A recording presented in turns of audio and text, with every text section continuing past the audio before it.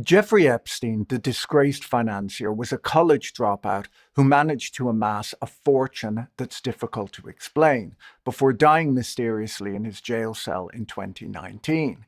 He wasn't a rapper like P. Diddy, yet he owned two private islands, multiple private jets, and homes all over the world. He befriended presidents, princes, scientists, celebrities, businessmen, and billionaires, and was described by prosecutors in 2019 as a man of nearly infinite means. Yet, despite years of investigations, no one can say with certainty how he made his money.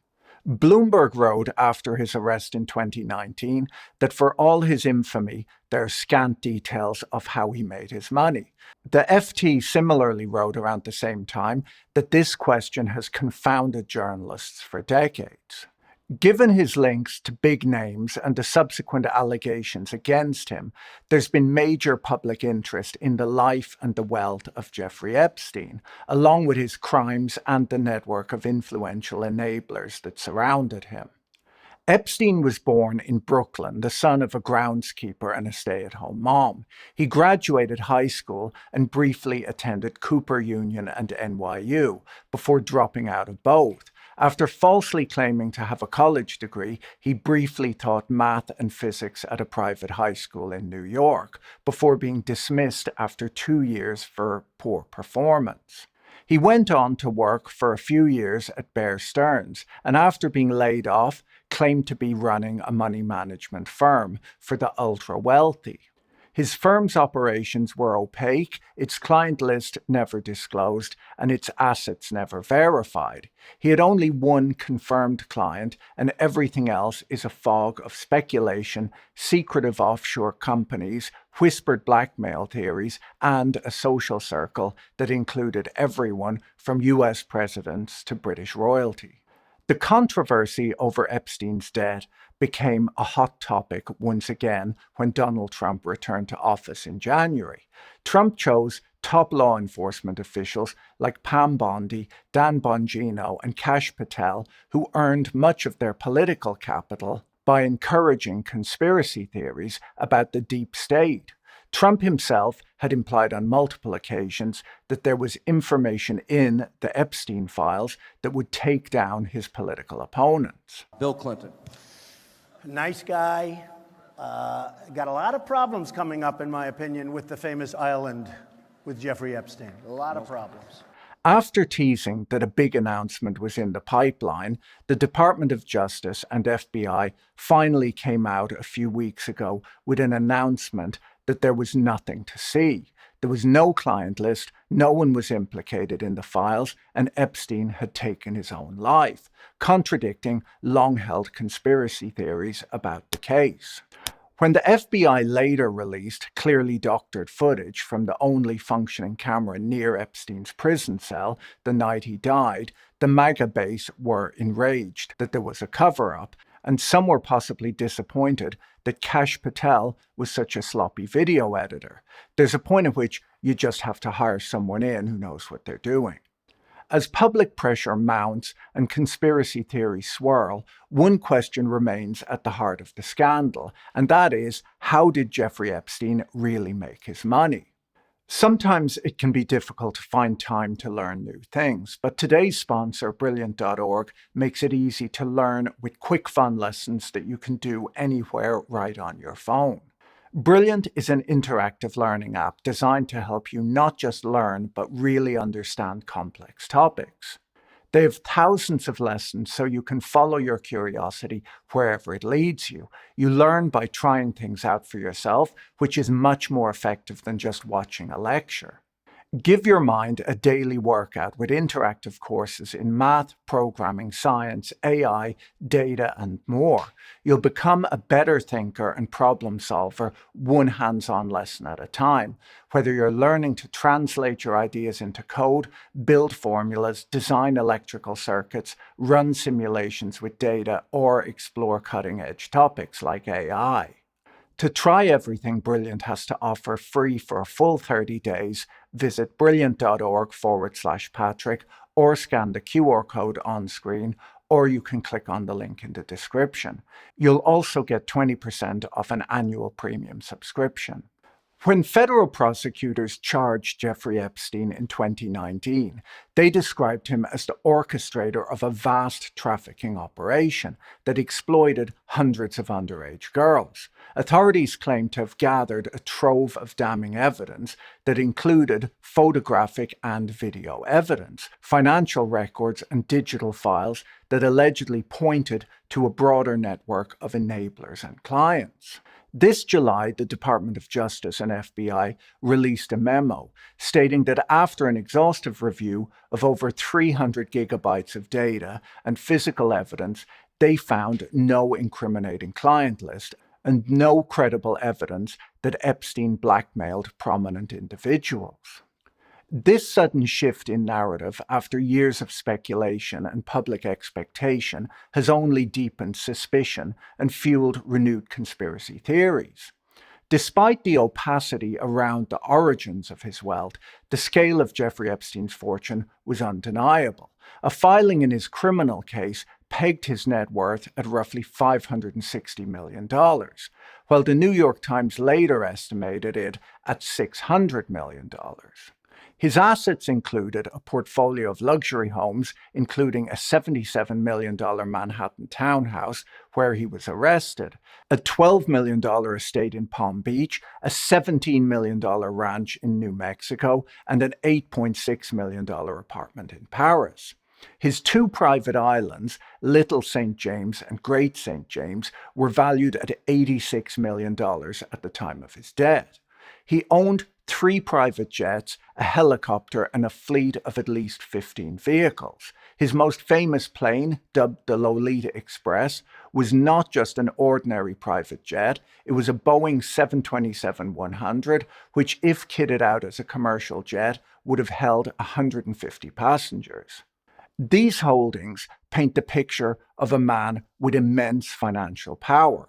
But was there any clear or credible explanation of how he acquired it?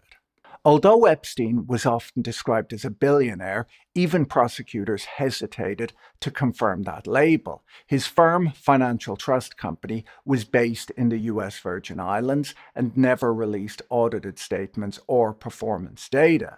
This lack of transparency, combined with conflicting reports about the size of his staff and losses during the 2008 financial crisis, cast serious doubt on whether his fortune ever reached the scale he claimed. One of the most troubling aspects of the Epstein saga is how long it took for federal charges to be brought against him, despite mounting evidence and dozens of victims. In 2007 and 2008, Epstein faced serious allegations in Florida, but instead of being prosecuted federally, he struck a controversial non-prosecution agreement with then U.S. Attorney Alexander Acosta, who would later serve as Donald Trump's labor secretary. The deal allowed Epstein to plead guilty to lesser state charges of soliciting prostitution, resulting in just 13 months in a county jail, with work release privileges and a requirement to register as an ex-offender. This agreement was kept secret from Epstein's victims, a violation of federal victims' rights laws. At the time, Epstein was represented by a legal dream team that included Alan Dershowitz and Kenneth Starr, both of whom wielded significant political and legal influence. Prosecutors in 2019 were accused by Epstein's lawyers of trying to redo the Miami case when a deal had already been struck. The leniency of the original plea deal, the secrecy surrounding it, and the powerful figures involved have since become central to a wave of conspiracy theories, many of which question whether Epstein was protected by a broader network of elites. Epstein's early career offers the first glimpse into the improbable rise that would later define his life. Born in the Coney Island neighborhood of Brooklyn in 1953 to working-class parents, Epstein dropped out of university without earning a degree. Despite this, he landed a job teaching math and physics at the elite Dalton School in Manhattan in the early 1970s. There, he caught the attention of a parent, Alan Greenberg, the chairman of Bear Stearns, who helped him secure an entry-level position at the investment bank after he lost his teaching job in 1976. Epstein rose rapidly, becoming a partner within 4 years, an unusually fast ascent, especially for someone with no formal financial training. But just 1 year after making partner, his career at Bear Stearns came to an abrupt end. According to the New York Times, Epstein told the SEC during an insider trading investigation that he had been let go for 3 reasons. He had lent money to a friend to buy stock, there were irregularities with his expense account, and there were rumors of an affair with a secretary. Though never charged with wrongdoing, the episode marked the beginning of a pattern.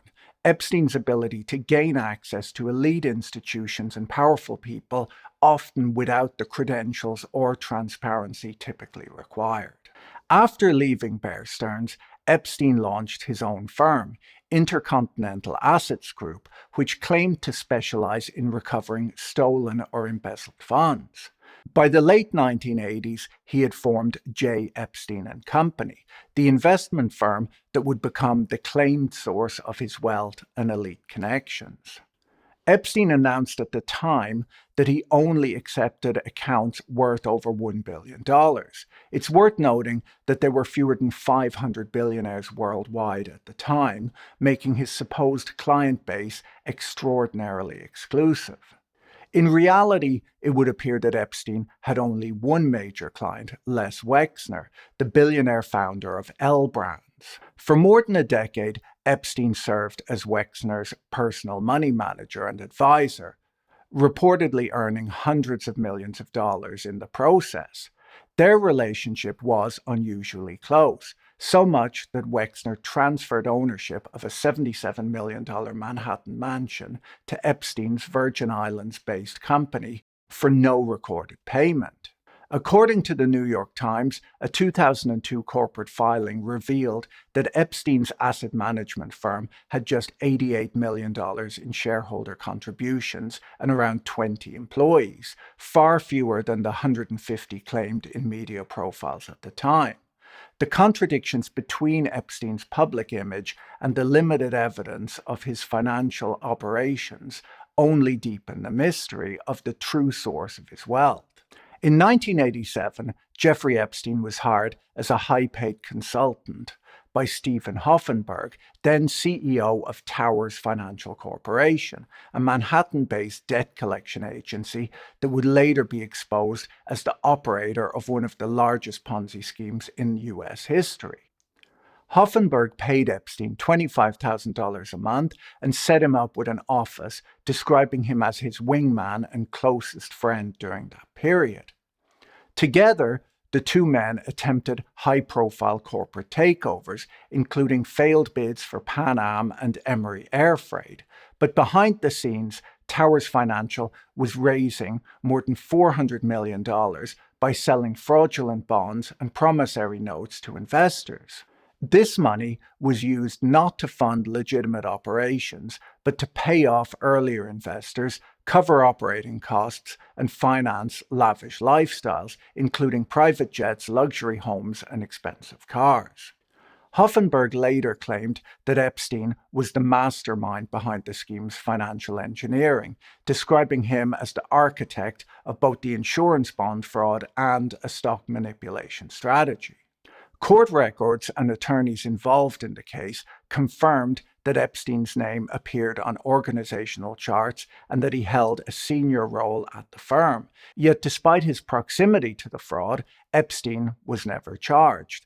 This episode is one of the most glaring examples of Epstein's ability to operate in elite financial circles while avoiding legal consequences, even when his business partner was convicted and spent 18 years in prison. While Les Wexner is the only confirmed long-term client of Jeffrey Epstein's, evidence suggests that he had financial dealings with several other wealthy individuals, though the nature and scope of these relationships remains murky. Beyond Wexner, the New York Times reports that Epstein briefly served as co-trustee for Johnson & Johnson heiress Elizabeth Johnson, appearing on deeds for 14 parcels of lands in Dutchess County, New York, before resigning in 1998. Epstein also had ties with Leon Black, the billionaire co-founder of Apollo Global Management. Black is reported to have paid Epstein $158 million in fees, which he claims were for things like tax advice and estate planning. It's somewhat surprising that Jeffrey Epstein, a man with no obvious tax experience, would get hired as a tax advisor by someone like Leon Black, who you would imagine has access to the best tax lawyers in the world. On top of that, tax lawyers don't typically charge $158 million in fees. Now, paying someone for tax advice in no way implicates you for their crimes. I don't tend to shout it from the rooftops that years ago I hired the Boston Strangler to teach me how to play tennis. I had no idea what he was up to in his spare time, and I thought that he got that nickname because he held onto his racket so tightly. The FT reported in 2021 that Leon Black attributes a sizable part of his family wealth to Jeffrey Epstein, saying that as much as $2 billion of his then $8 billion fortune could be traced back to Epstein's financial acumen. Epstein allegedly also served as Mr. Black's advisor on issues like management of his yacht and plane and helped settle a dispute over the ownership of a valuable sculpture. Even after Epstein's 2008 conviction, Black continued the relationship, later justifying it as a belief in second chances. In October 2020, after new revelations of Mr. Black's payments to Epstein prompted a number of pension funds to freeze further investments with Apollo, Black hired a law firm to investigate his behavior. They found that he had done nothing wrong. Mr. Black has characterized himself as someone who believes in giving people second chances, according to the lawyer's report. That's in keeping with other relationships Mr. Black has maintained with convicted criminals like Martha Stewart, a known associate of Snoop Dogg's, who was convicted in 2004 of a somewhat less serious crime than Epstein was, where she was convicted of conspiracy, obstruction, and 2 counts of lying to federal investigators about a stock trade. According to CNN, in 2023, Leon Black agreed to pay the Virgin Islands government $62.5 million, and in exchange, the government released Black from any current and future legal claims related to Jeffrey Epstein. According to a 2019 Vanity Fair article by William Cohen, Epstein's relationship with the hedge fund manager Glenn Dubin is a case study in how Epstein's social life interacted with his business. Cohen explains in the article that the two men were first introduced by Dubin's wife, a former Miss Sweden, and ex-girlfriend of Epstein's. Despite this awkward history, Epstein became deeply embedded in the Dubin family's life, reportedly even serving as godfather to their children, a claim that Dubin's representatives later denied. This friendship later translated into financial ties. Epstein allegedly received a fee for helping broker the sale of Dubin's hedge fund to JP Morgan Chase and invested hundreds of millions of dollars in funds run by Dubin's protégés. These transactions show how Epstein leveraged personal relationships to gain financial access and legitimacy, often without scrutiny of his background or the origins of his wealth. The article suggests that Epstein's social credibility allowed him to operate in elite financial circles despite the mystery about his wealth. Dubin's role in introducing Epstein to other fund managers and the subsequent large investments Epstein made in their funds show how Epstein's social network directly facilitated his financial dealings. Yet when Epstein's crimes resurfaced in 2019, the Dubins allegedly distanced themselves from him, claiming ignorance of his crimes. Epstein's name also appears in connection with a small emissions control company called Environmental Solutions Worldwide, in which he invested alongside individuals close to Leon Black. This company was the only one for which Epstein's firm ever filed an SEC disclosure.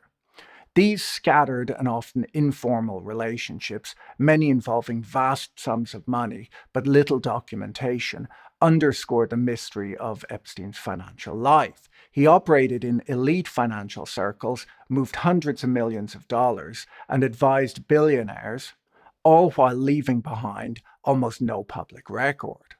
In 2019, Les Wexner accused Jeffrey Epstein of misappropriating more than $46 million while managing his personal finances. In a letter to members of his charitable foundation, Wexner disclosed that he had recovered some of the funds and had severed ties with Epstein in 2007, around the time that Epstein first faced allegations in Florida. Wexner had granted Epstein sweeping financial authority, including power of attorney over his assets. That same year, a lawsuit filed against Epstein's estate alleged that he had used underage women not only for abuse, but also as a means to ingratiate himself with powerful individuals so that he could gather compromising information for blackmail. These accusations suggest that a portion of Epstein's fortune may have been built not only on financial misconduct, but also on the strategic exploitation of his business associates. The Epstein scandal has evolved far beyond the realm of documented facts. Andrew Prokop at Vox writes that it's become the mother of all conspiracy theories because it is something to captivate just about every political subculture. For some, he writes, it's a Me Too story of unchecked abuse by a powerful man. For others, a MAGA-fueled tale of liberal elites' depravity. The resistance sees it as a potential Trump scandal, while those suspicious of the deep state fixate on cover-ups and the possible involvement of intelligence agencies. Anti-Semites focus on Epstein's Jewish identity. The scandal's ambiguity and the elite circles Epstein moved in have made it fertile ground for conspiracy theories of every ideological stripe. MAGA loyalists have shown a remarkable ability to compartmentalize this scandal, obsessing over Epstein's ties to Democrats while ignoring Donald Trump's well-documented 15-year-long friendship with him. Trump's appointment of loyalists like Pam Bondi, Kash Patel, and Dan Bongino to top law enforcement roles only intensified the speculation. Their attempts to steer the narrative seem to have backfired on them, fueling outrage from the conservative base and internal finger-pointing. Democrats have their own awkward history with Epstein. Bill Clinton's post-presidency friendship with Epstein, including multiple flights on his private jet, became a liability the moment the allegations first surfaced in the late 2000s. At the time, Hillary Clinton was viewed as the party's future, so there was no desire to dwell on the Epstein scandal. It wasn't until Trump's team mishandled the scandal with their awkward attempts to change the subject that Democrats began to engage, as they could now see the Epstein scandal as a Trump scandal. It has now resulted in a frenzy of interest that Trump hasn't been able to escape. Among the more shadowy conspiracy theories is the claim that Epstein was connected to Israeli intelligence. These allegations gained renewed interest in 2023 when the formerly conservative commentator Tucker Carlson, who became radicalized last year while visiting a Russian supermarket, began publicly speculating about a Mossad-Epstein connection during a speech to Turning Point USA, claiming that every single person in Washington, D.C. believes that theory. The theory suggests that Epstein may have operated a blackmail scheme on behalf of Israeli intelligence, using underage women to entrap powerful individuals. A 2021 Rolling Stone article cited Stephen Hoffenberg, Epstein's former business associate and convicted Ponzi schemer, who claimed Epstein had ties to intelligence circles. While no concrete evidence has emerged to support these claims, their persistence underscores the vacuum of transparency that continues to surround Epstein's life and death.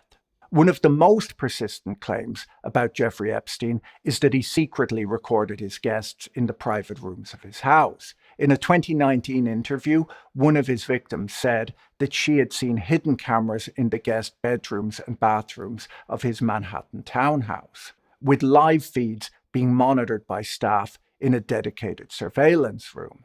These allegations have fueled speculation that Epstein used surveillance footage to gather compromising material on powerful individuals, possibly for leverage or blackmail. When Trump's law enforcement appointees, Pam Bondi, Kash Patel, and Dan Bongino, announced that they were reviewing all available evidence, including digital files and surveillance footage, it briefly raised hopes that long-sought answers might emerge. But their abrupt reversal, declaring that there was nothing to see, only deepened public suspicion and intensified theories of a cover-up. The Epstein files are allegedly made up of over 300 gigabytes of data, paper, video, and photographs, and audio. Pam Bondi publicly stated that she was reviewing these files in February, just 17 days after her confirmation as Attorney General. That's quite a lot of video footage to go through, but it would appear that she did this as a few days ago she was supposed to speak at a summit against human trafficking, where unfortunately this announcement was made. I do have a note from the Attorney General, from Attorney General Pam Bondi, that I wanted to share. I'm sorry to miss all of my CPAC friends today. Unfortunately, I am recovering from a recently torn cornea, which is preventing me from being with you.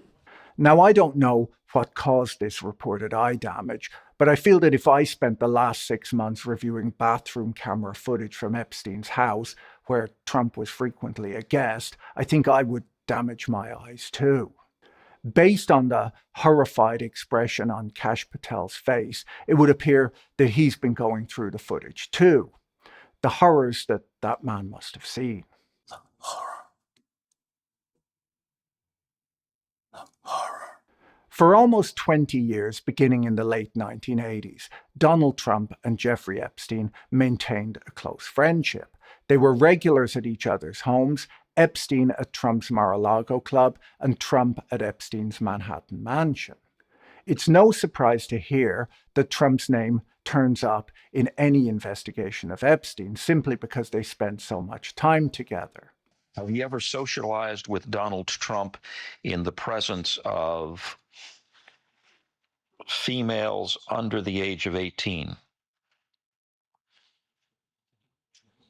Though I'd like to answer that question, at least today, I'm going to have to assert my 5th, 6th, and 14th Amendment rights, sir. The Wall Street Journal has reported that Attorney General Pam Bondi warned Trump back in May that his name was in the files multiple times. But who knows? If Epstein did keep a list, maybe he kept multiple lists. There might be a really bad list filled with 1970s children's entertainers who did terrible things, and then maybe a list titled People Who Are Really Into MILFs with Trump and Macron's name on it. Who knows? In a 2002 interview with New York Magazine that Trump likely regrets today, Trump famously said, "I've known Jeff for 15 years, terrific guy, he's a lot of fun to be with. It's even said that he likes beautiful women as much as I do, and many of them are on the younger side." Epstein reportedly believed himself to be Trump's closest friend and claims that he introduced Trump to his most recent wife. According to the Washington Post, their friendship soured in 2004 over a Palm Beach real estate deal. Both men were competing to buy a property in Palm Beach, which Epstein wanted to live in, while Trump wanted to fix it up and resell it. Epstein at first had the upper hand, as the seller liked that he would keep it as it was. They didn't like that Trump would bedazzle it with gold ornaments and make it tacky like his other properties. According to the Washington Post, on the day of the auction, Epstein's attorney tried to disqualify Trump from bidding, telling the auctioneer that Trump didn't meet the requirements of a bankruptcy auction, as he would only buy the property with title insurance, which this property wouldn't be sold with. Epstein and his lawyer, it appears, were unaware that Trump was listening in on speakerphone. Trump eventually won the auction, paying $41 million for the property. According to the records, Trump left 2 messages for Epstein later that month, and that was their last proven contact. Trump has since claimed, without providing detail or proof, that he banned Epstein from Mar-a-Lago. Epstein had never been a member of Mar-a-Lago. He had always just been there as a guest of Trump's. Epstein's brother, Mark, on the other hand, has offered a different version of events. Mark Epstein claims that in an unaired interview conducted by Steve Bannon in 2019, Jeffrey Epstein said that he distanced himself from Trump after realizing that Trump was a crook. Mark Epstein allegedly viewed the clip online before the link to it expired, and he said that his brother had forwarded it to him shortly before his death. These conflicting accounts, Trump's vague claims of a falling out, and Epstein's alleged private remarks have only added to the intrigue and the conspiracy theories. Their relationship, once openly friendly, now sits at the center of competing narratives, each shaped by political expediency and the enduring mystery of Epstein's influence. So was Epstein a good investor? Well, his investment record, at least the parts that are public, reveals a mix of sharp bets, catastrophic losses, and the occasional eyebrow-raising real estate deal. On the losing side, Epstein owned Bear Stearns stock for decades after working there and remained heavily invested in it until it collapsed in 2008. According to a lawsuit he later filed, he held around 176,000 shares, worth nearly $18 million in August 2007. He sold 56,000 shares at $101 in 2007, but as the firm collapsed in March 2008, he offloaded the remaining 120,000 shares in a fire sale, 20,000 at $35 and the rest at just $3.04. He lost the even greater sum of $50 million in one of Bear's funds that invested in credit derivatives and collapsed in 2007, marking the start of the global financial crisis. Then there's the curious case of the Manhattan real estate discount. In 2011, Epstein sold a property adjacent to his infamous townhouse to Cantor Fitzgerald CEO Howard Lutnick at a 65% discount to what he had paid for it just 2 years earlier. This is especially surprising as New York real estate prices rose 6% over that holding period. Lutnick famously held a fundraiser for Hillary Clinton at that home in 2015 when she was running against Donald Trump.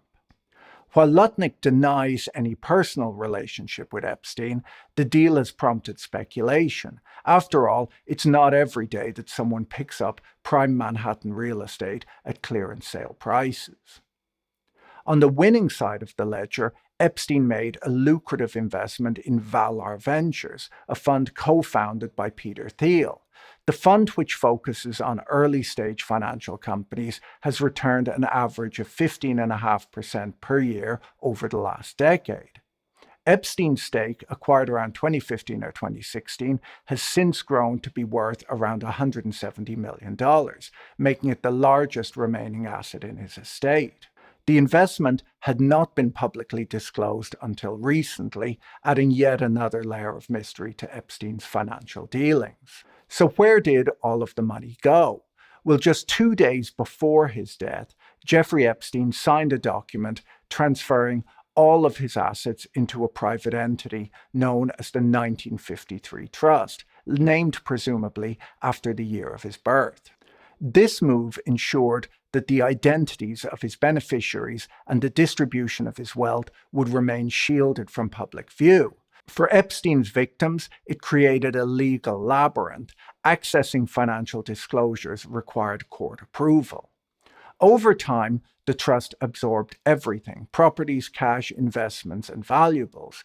More than $164 million has since been paid out to victims through a compensation fund financed in part by the sale of Epstein's properties, including the islands, the Manhattan townhouse, and his plane.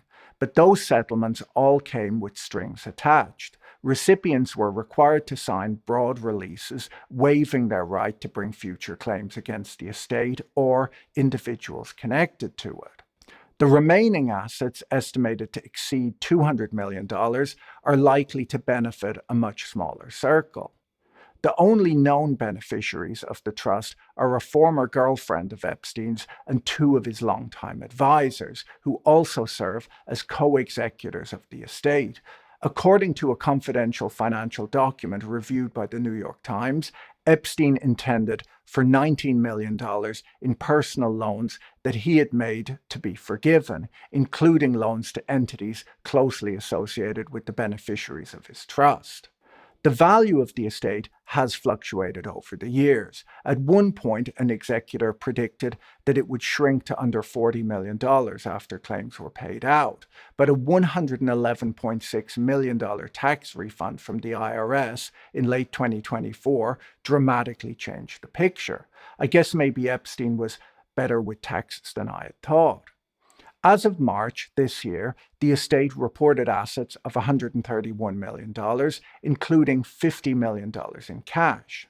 This figure, however, doesn't reflect the current value of Epstein's investment in Peter Thiel's fintech fund, which is being recorded at its cost basis and remains locked up due to venture capital restrictions. That investment alone is estimated to be worth $170 million, making it the estate's largest remaining asset. One major federal civil lawsuit against the estate remains pending, filed on behalf of victims who haven't yet settled with the estate. Once resolved, any remaining funds will be distributed according to the terms of Epstein's will, terms that remain sealed within the 1953 trust. The true source of Jeffrey Epstein's wealth is as shrouded in secrecy in death as it was in life. Despite years of investigations, lawsuits, and media scrutiny, the financial machinery that powered his lifestyle remains largely unaccounted for, hidden behind legal agreements, secretive trusts, and a network of powerful associates.